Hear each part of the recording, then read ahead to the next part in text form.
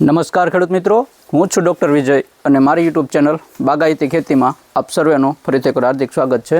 આજે આપણે એક ખેડૂતની વાડી આવી ગયેલા છીએ એ ટોપિક ઉપર વાત કરવા માટે કે અત્યારે ખેતી કરવી લગભગ ખૂબ દિવસે ને દિવસે અઘરી થતી જાય છે। એ પછી લેબરના પ્રશ્ન હોય કે ખુદ આપણી જમીન છે એ હાર્ડ થતી હોય, ખૂબ કઠણ થતી હોય અને જે ઉત્પાદન જોઈએ એવું ધારા પ્રમાણેનું ઉત્પાદન મળતું નથી। એ પછી લેબરના પ્રશ્નને લીધે હોય કે પછી વાતાવરણમાં થતા ફેરફારને લીધે હોય। તો આવી કન્ડિશનનું સોલ્યુશન અત્યારે લગભગ ઘણા ખેડૂતો છે એ ધીરે ધીરે પ્રાકૃતિક ખેતી તરફ વળતા ગયા છે, અથવા તો એનાથી પણ આગળ એક નવું સ્ટેપ કે જે જીવામૃત બનાવવા માટે એક ખૂબ જ સરળ રીત અને આસાનીથી તૈયાર થઈ શકે એવી એક ટ્યુબ ઉપર વાત કરવાની છે, એટલે કે એનેરોબિક ટ્યુબ, જીવામૃત ટ્યુબ પણ ઘણા લોકો કહે છે, અથવા તો જીવામૃતની કીટ પણ કહે છે। કારણ કે અત્યાર સુધી શું થતું કે જે ખેડૂતો છે એ જીવામૃત તૈયાર કરવા માટે ટીપણાનો ઉપયોગ કરતા અને એ જનરલી છે એ ઓપન કન્ડિશનમાં રાખતા કે 200 લીટરના બેરલની અંદર દરેક વસ્તુ એડ કરી અને થોડાક ટાઈમ માટે રાખતા તો જીવામૃત તૈયાર થતું। આવી સમયે શું થતું કે એની સ્મેલને લીધે અથવા તો અમુક ટાઈમે બીજા લેબર છે એ આવી સ્મેલના લીધે દાડીએ કોઈ આવતું નહીં, અથવા તો કોઈ સ્પ્રે કરતા હોય કે બનાવતા હોય એનો સ્મેલ છે હાથમાં કે શરીર ઉપર ચોંટી જવાથી દુર્ગંધ એટલી આવતી કે બહુ પ્રોબ્લેમ થતા, ઘણાને એલર્જી આવતી, અથવા તો તમે એકવાર એને ટચ કરી ગયા તો ઝાઝા ટાઈમ સુધી એની સ્મેલ છે એ શરીર ઉપર રહેતી। અથવા તો એ નાઇટ્રોજન તત્વ છે કે બીજા જે પ્રશ્ન આવતા જેમ કે ખુલ્લું રાખતા અથવા તડકો આવતો એને લીધે જે આપણા ન્યુટ્રિયન્ટ છે તત્વો છે એનો લોસ થતો, અથવા તો ખેડૂતોને છે દરેક ટાઈમે અથવા તો દિવસે બે દિવસે એને હલાવવાનો ટાઈમ કાઢીને પ્રોસેસ કરવી પડતી, અથવા તો ગાળવા માટે પણ અલગથી પ્રોસેસ કરવી, જે ઘન કચરો નીકળતો એને પાસે અલગ વ્યવસ્થા નાખવા માટેની કરવી પડતી।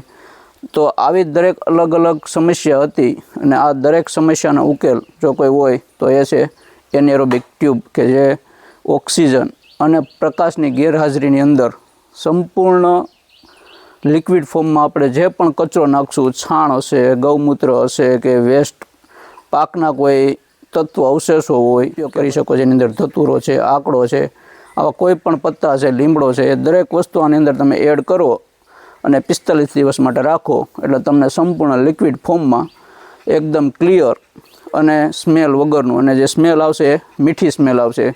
જ્યારે ઓપન કન્ડિશનની અંદર આપણે જીવામૃત બનાવતા એની અંદર દુર્ગંધ આવતી એક ટાઈપની, એની બદલે આ સ્મેલમાં ફર્મેન્ટેશન થઈ અને સ્મેલ સુંદર આવે, સારામાં સારી સ્મેલમાં કન્વર્ટ થઈને આવે છે।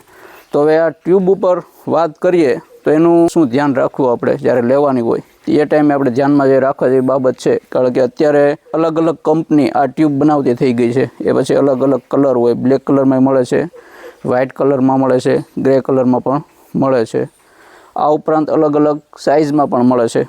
એ 5x20 હોય, 5x30 હોય કે પછી 5x50 સુધી 5x100 લંબાઈની અત્યારે આવી ટ્યુબ છે અલગ અલગ સાઇઝમાં મળતી થઈ ગઈ છે। તો આવા ટાઈમે ખેડૂતે જો લેતા હોય તો એ ટાઈમે ધ્યાનમાં શું રાખવું જોઈએ કે પહેલાં કંપની જે છે એ કેટલા ટાઈમની વોરંટી આપે છે, અથવા તો જેની જાડાઈ છે કેટલા જીએસએમની છે, કારણ કે એટલા અત્યારે અલગ અલગ જાડાઈમાં આવે છે, એમાં 1000 જીએસએમ સુધીની જાડાઈનું અલગ અલગ કંપની બનાવતી થઈ ગઈ છે।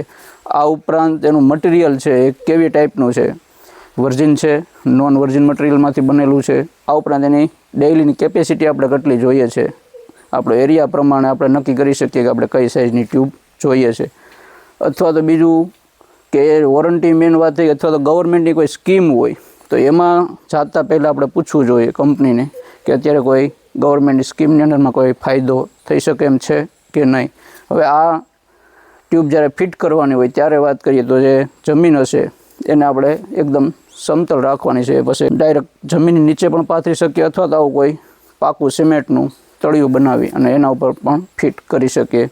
હવે ફિટ કરવા ટાઈમે ધ્યાનમાં રાખીએ બીજા મુદ્દા તો જે ઇનલેટ વાલ્વ આવે છે, આ ઇનલેટ વાલ્વ છે કે જ્યાંથી આપણે છાણ કે રબડી કે ગૌમૂત્ર અને પાણી સાથે જ્યારે અંદર નાખશું તો આ જગ્યાએથી જશે।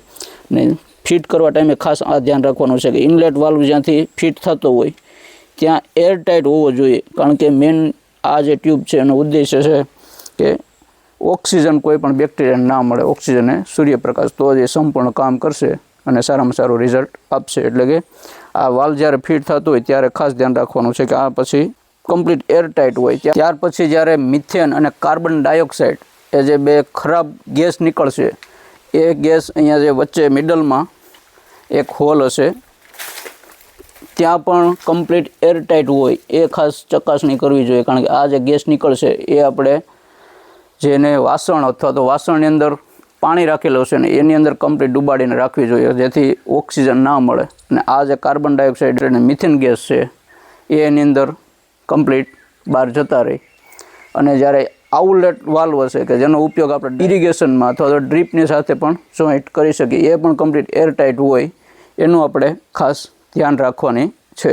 હવે ટ્યુબની વાત કરીએ. જે ટ્યુબ છે એ 5 ફૂટ પહોળાઈ અને 30 ફૂટ લંબાઈની છે, જેની કેપેસિટી છે એ 6500 લીટર આની અંદર લિક્વિડ છે આપણે ભરી શકીએ, પરંતુ ફૂલ કેપેસિટી જેટલી છે એટલી આપણે ભરવાની નથી.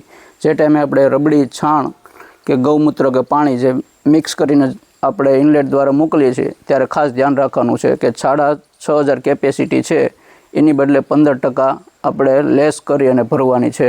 કારણ કે બીજો શું એની અંદર જે ગેસ ઉત્પન્ન થશે એ 15% એના માટે જગ્યા રાખવાની છે. એટલે 5000 લીટર આપણે પાણી, ગૌમૂત્ર, છાશ કે પછી ચોખાનું પાણી, ચોખા, બીજી કોઈ વનસ્પતિ ધતુરો છે, તંબાકુ છે, આકડો છે કે પછી ગ્લિસરીનના પાન છે, આવા અલગ અલગ વસ્તુ આની અંદર આપણે છાણ સાથે નાખી દઈએ અને પછી જ્યારે પાણી આપીએ એટલે ટોટલ 5000 લીટરનું આ રીતથી આપણે અંદર એકવાર ફિલ કરી દીધું એટલે એને આપણે 45 દિવસ સુધી આપણે રાખવાનું છે.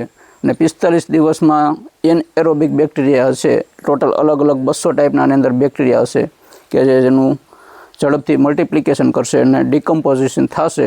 આ ડિકમ્પોઝિશનની પ્રોસેસ થશે એના દ્વારા કાર્બન ડાયોક્સાઇડ અને મિથેન જે ગેસ નીકળશે એને આપણે અલગ વાસણમાં લઈ લેવાનું છે. એટલે એ ઓટોમેટિક ત્યાં બળબુડિયા નીકળવાની શરૂઆત થઈ જશે. એટલે કે 45 દિવસ થયા એટલે આપણું જીવામૃત છે એ 45 દિવસની અંદર સારામાં સારું એકદમ લિક્વિડ ફોર્મમાં તૈયાર થઈ જશે. અને આવા ટાઈમે માની લો કે તૈયાર થઈ ગયું એટલે જે વાસણની અંદર બળબુડિયા નીકળવાના હશે એ બંધ થઈ જશે ધીરે ધીરે, એટલે ટાઈટ થઈ જશે પૂરેપૂરી. એટલે આપણે લિક્વિડનો ઉપયોગ ડાયરેક્ટ ડ્રીપ દ્વારા ડાયરેક્ટ જમીનમાં પાણી સાથે પણ આપી શકીએ. અને એવું લાગે કે કોઈ સ્પેશિયલ ન્યુટ્રિયન્ટ્સ કે જે હશે એનો કોઈ સ્પ્રે કરવો હોય અથવા તો ધતુરાના પાન હોય કે તંબાકુ છે કે આવી કોઈ વસ્તુ આપણે એડ કરી હોય તો એના માટે આપણે સ્પ્રે પણ કરી શકીએ. અને મેઇન ફાયદો છે કે આ એનએરોબિક કન્ડિશનને લીધે અથવા તો ડાયરેક્ટ સૂર્યપ્રકાશ નહીં મળવાને લીધે જે તત્વો રહેલા હશે આની અંદર એ આપણે જે ટીપણામાં જે જીવામૃત બનાવતા એની કરતાં નાઇટ્રોજન, ફોસ્ફરસ, પોટાશ અને બીજા જે તત્વો હશે એનું પ્રમાણ પણ ખૂબ જ વધારે હશે આની અંદર. આપણે જે ટાઈમ ટુ ટાઈમ ટીપણાની અંદર હલાવવું પડતું એનું પણ નિરાકરણ આ ટ્યુબ દ્વારા આવી શકે છે. અને તમારો કોઈ આના ઉપર રિવ્યૂ હોય તો તમે યુઝ કરેલી હોય તો પણ જરૂર જણાવશો. તો આપ સર્વેનો ખૂબ ખૂબ આભાર.